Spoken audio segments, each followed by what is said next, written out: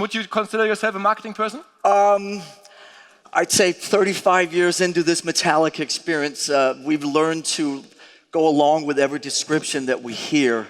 So whatever people, drummer, musician, songwriter, album co-producer, marketing person, not a marketing person, Dane, friend of the Germans, happy to be here, all that stuff. We go along with all of it. Okay, but I mean, usually I have made the experience that many artists, and I mean, you're no doubt an artist, are very touchy when it gets to marketing, and they would not like to be perceived as a marketing person. Well, I think that, and we've always been very both open and comfortable with this. I mean, obviously, we're primarily creative people and musicians, and that's our environment, and that's what fuels us.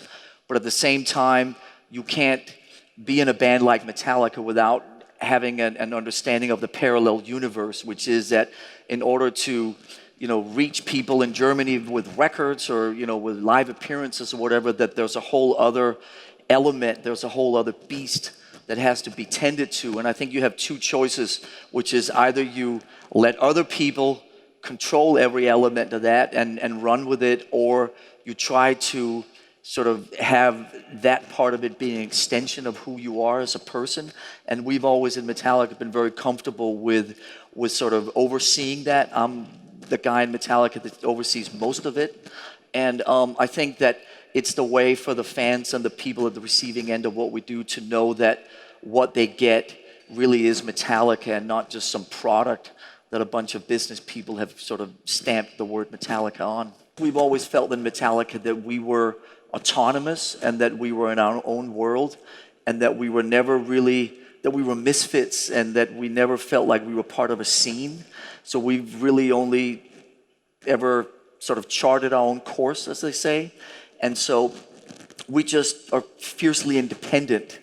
And it's a way of, it's an approach to everything that we do, which is that we don't try to latch on to another way of doing things or piggybacking on particular trends or fashions or business styles or whatever, but we just do what is right for Metallica in our own universe. And we've made, I guess, some decisions along the way, both creatively and practically, that have put us on a different course. Living in San Francisco, it's hard to not be sort of enveloped in all of this. Obviously, San Francisco is where the future is being written to a degree, and it's a very small town.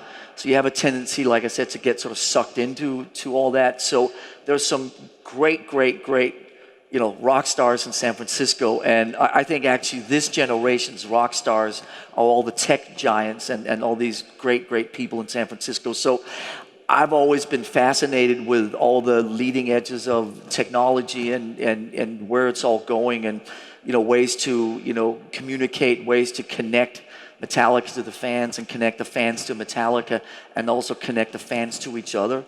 So we're looking at all of this, very optimistically, with deep intent, and it's exciting to sort of see where it's going, and we're always trying. Our team in San Francisco gets bigger and bigger. Our digital team, we have our own building that we call HQ, very inventive name. And so we have about 25 people in that building that do our digital, all our social media. We do our own fan club. We do our own merchandise. We do, we have the studio and the rehearsal on one side. So we have a creative part of the building and then the sort of the practical part of the building.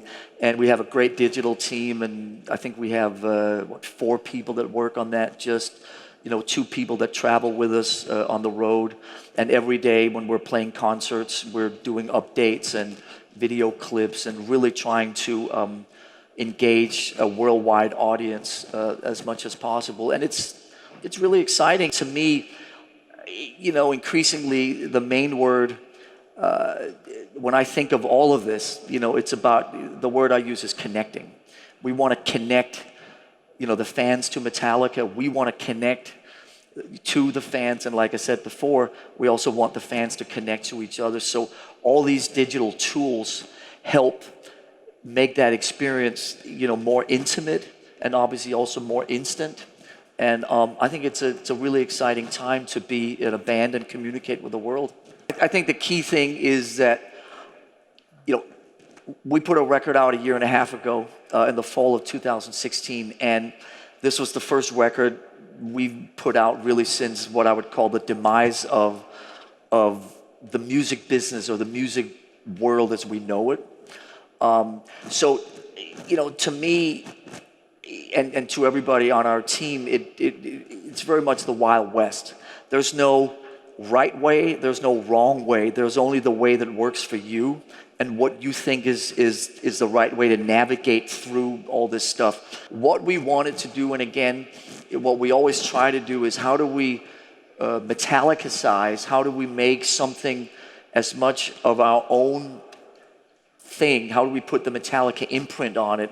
How do we find the right balances? And you know, to be honest with you, the whole campaign for the record a year and a half ago, what I loved about it was that there was a creative energy, a creative kind of undertow to it that was kind of cool because we were making it up as we went along. And I love that kind of thing rather than, like I said, where 20 years ago it was just everything was embedded in stone about how you were supposed to do it.